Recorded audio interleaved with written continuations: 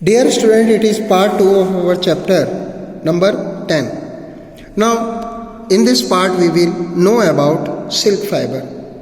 तो सिल्क हमें एक सिल्क वॉर्म से ऑब्टेन होती है और it is obtain from the silk moth, यानी कि बॉम्बेक्स मोरी। सिल्क मोथ जिसको कि हम बॉम्बेक्स मोरी कहते हैं, इस फाइबर की करेक्टरिस्टिक के बारे में सबसे पहले हम जानते हैं। तो ये लस्ट्रस और सॉफ्ट होता है, साथ ही साथ ये बैड कंडक्टर ऑफ हीट भी होता है। ये वूल की तरह से इलास्टिक और क्रीज रेजिस्टेंस होता है। क्रीज मतलब इसमें सिकुड़न नहीं होती, मीन्स क्रीज नहीं पड़ती। ये स्टील वायर की तरह से, यानी कि स्ट्रॉन्ग होता है ये, और ये पेकुलियर नेचुरल साइन होती है इसकी, और इसको हम आसानी से डाई वगैरह कर सकते हैं। ये रेजिस्टेंस ऑफ डस्ट होता है, मीन्स डस्ट इस पे नहीं स्टिक होती, चिपकती नहीं है। Life cycle of silk moth. Now various stages जो कि सिल्क मोथ की लाइफ साइकिल में होती हैं वो हैं laying of eggs, second thatching into larvae, मतलब हैचिंग इनटू लार्वे मीन्स कि लार्वा को सेना और कैटरपिलर्स को, फिर इसके बाद इससे formation of cocoon and emergence of silk moth. Student, we will know about this one by one. Now laying of eggs. सबसे पहले फीमेल सिल्क मोथ वो हंड्रेड्स ऑफ एग ले करती है, यानी कि हंड्रेड्स ऑफ एग्स देती है मलबरी ट्रीज की लीव्स पर। हैचिंग इनटू लार्वे और कैटरपिलर मीन्स एग्स को हैच किया जाता है और ब्लैक लार्वे बाहर आ जाते हैं। लार्वे फिर अंडरगो मॉल्टिंग, यानी कि नेक्स्ट स्टेज में आ जाते हैं और इनसे कैटरपिलर बन जाते हैं। कैटरपिलर मलबरी लीव्स को 3 या 4 वीक तक फीड करते हैं, यानी कि खाते हैं। वो अपनी स्किन को शेड आउट कर देते हैं, मीन्स निकाल देते हैं। एक लार्वा कम से कम 4 बार अपनी स्किन को ऑफ करता है। इस शेडिंग स्किन प्रोसेस को हम मॉल्टिंग कहते हैं। कैटरपिलर साइज में बड़े हो जाते हैं। नाउ नेक्स्ट स्टेज है कोकून। जब कैटरपिलर बड़े हो जाते हैं और अपना फुल साइज ग्रो कर लेते हैं तो वो फीडिंग स्टॉप कर देते हैं और प्यूपा में ग्रो करना शुरू कर देते हैं। नाउ प्यूपेटिंग कैटरपिलर ये एक thin filament like substance release करता है अपनी सलाइवरी ग्लैंड से। ये ग्लैंड्स हेड के किसी भी पार्ट में, यानी कि एक तरफ लोकेटेड होता है, और ये सीक्रेशन प्रोटीन से बनता है जिसको कि हम फिब्रोइन कहते हैं। इसके अंदर प्रोटीन जिसको कि हम सेरिसिन कहते हैं वो रिलीज होता है, जो कि 2 फिलामेंट से अटैच होता है। सीक्रेशन ऑफ हार्डन्स, यानी कि इस सीक्रेशन को फिर हार्ड किया जाता है फिलामेंट की तरह से, और ये एक साथ चिपक जाते हैं। Pupa completely cover itself, pupa अपने आप को पूरी तरह से सिल्क फाइबर में कवर्ड कर लेता है, और ये कवरिंग प्यूपा की अंदर की तरफ, जिसे कि हम कोकून कहते हैं। Silk moth. Inside the cocoon the pupa develop into adult moth, means cocoon के अंदर प्यूपा एक अडल्ट मोथ में कन्वर्ट हो जाता है। And now what's about sericulture. Silk worm को रियर करने की प्रोसेस, और या फिर हम कह सकते हैं कि सिल्क को प्रोड्यूस करने की प्रोसेस को हम सेरिकल्चर कहते हैं। सिल्क वॉर्म को पालना, इसमें वेरियस स्टेप्स कौन कौन से हैं अब हम उनके बारे में जानेंगे। तो सबसे पहले कलेक्शन ऑफ एग्स किया जाता है, फिर इन एग्स को एक कॉटन या पेपर की स्ट्रिप पर रखा जाता है। फिर इन एग्स को स्टोर किया जाता है एक ऑप्टिमल कंडीशंस ऑफ ह्यूमिडिटी, यानी कि ह्यूमिडिटी मीन्स मॉइस्चर और water vapours in the air. एक प्रॉपर ह्यूमिड कंडीशंस को क्रिएट किया जाता है जिसमें कि इन एग्स को रखा जाता है और साथ ही साथ टेम्परेचर पर भी ध्यान दिया जाता है।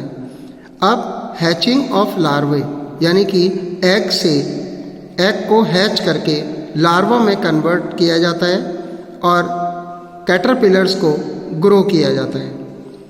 सिल्क वॉर्म को हम एक क्लीन ट्रे में, जो कि एक बैम्बू का यानी कि बांस की शेप का होता है, उसमें हम इन्हें सिल्क वॉर्म को रखते हैं और साथ ही साथ मलबेरी लीव्स भी रखी जाती है ताकि वो इसको फीड करके ग्रो कर सके।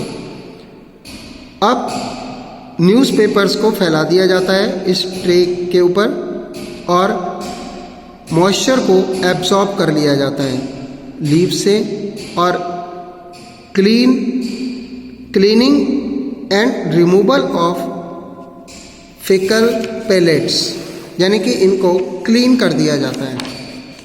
That is after that movement of caterpillar into small chamber of bamboo, यानी कि बैम्बू क्योंकि बांस होता है उसके अंदर बीच में एक चैनल भी होता है। चैनल मीन्स खाली जगह होती है, उसे हम ट्रे में रखते हैं और फिर कोकून को स्पिन करते हैं जब वो इसको यानी कि मलबेरी ट्रीज को खाना बंद कर देती है। Attachment of cocoons to small racks, यानी कि स्मॉल रैक्स में इन कोकून को प्लेस कर दिया जाता है और उन्हें ट्रेस प्रोवाइड कराई जाती है। प्यूपा कोकून्स को स्पिन करता है यानी कि बनाता है और प्यूपा जो है सिल्क मोथ में कन्वर्ट हो जाता है। फिर हम इन कोकून्स को बॉईल करते हैं जिससे कि उनके अंदर का कीड़ा यानी कि प्यूपे मर जाएं। सिल्क फाइबर को फिर हम कोकून से अलग कर लेते हैं। सिल्क फाइबर को कोकून से अलग किया जाता है क्योंकि सेरिसिन जो कि एक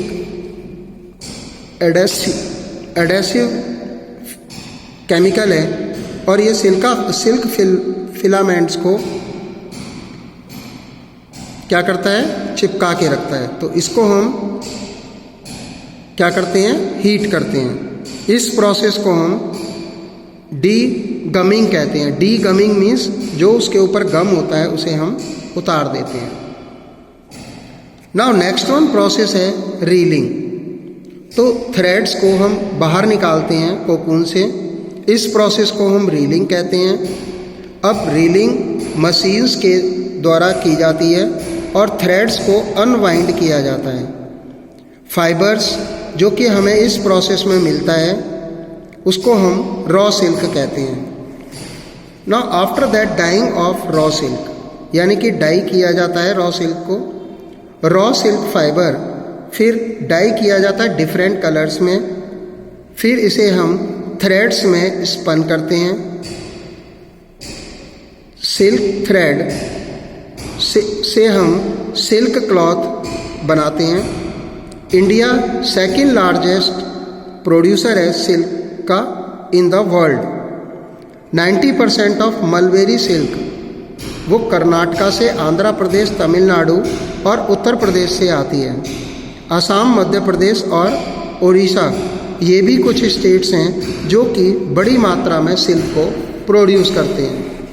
and now types of silk fibre. Silk fibre कितनी तरह के होते हैं, तो दैट इज़ मलबेरी सिल्क, यानी कि मलबेरी सिल्क्स वो सिल्क वॉर्म से निकाली जाती है जिसको कि हम बॉम्बिक्स मोरी कहते हैं। ये मलबेरी लीव्स को, मलबेरी ट्री की लीव्स को फीड करते हैं यानी कि खाते हैं और जिंदा रहते हैं। कॉमर्शियल सिल्क जो कि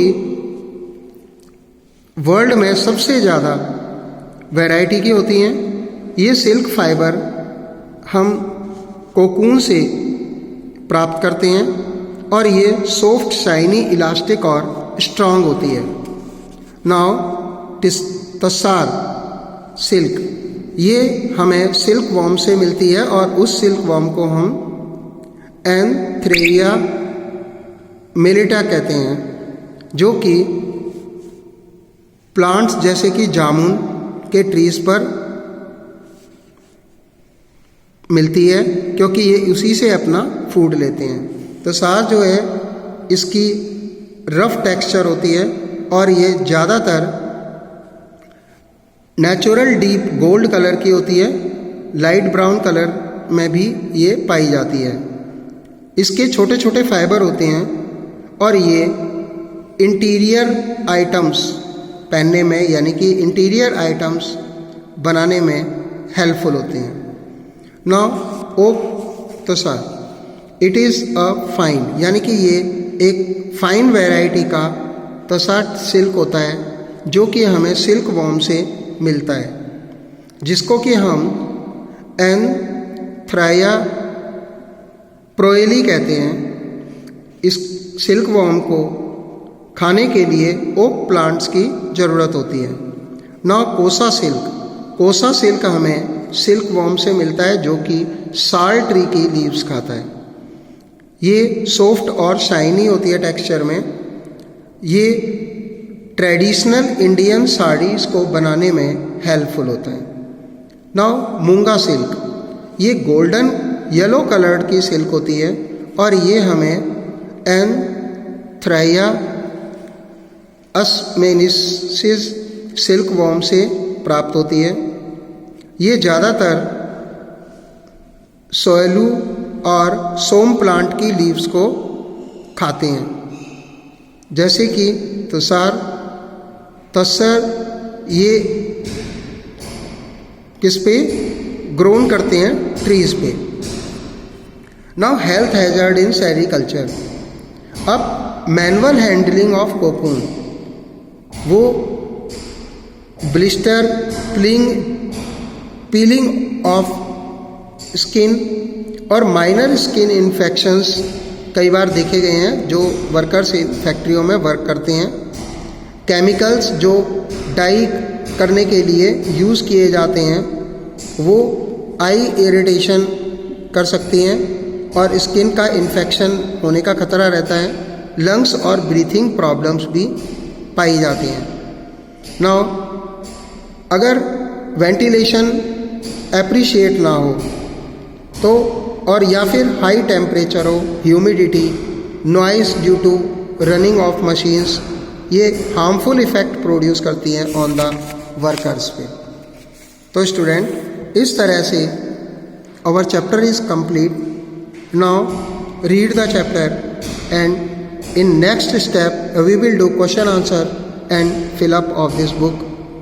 So till that, read the chapter, listen video and enjoy the chapter and know about the fiber.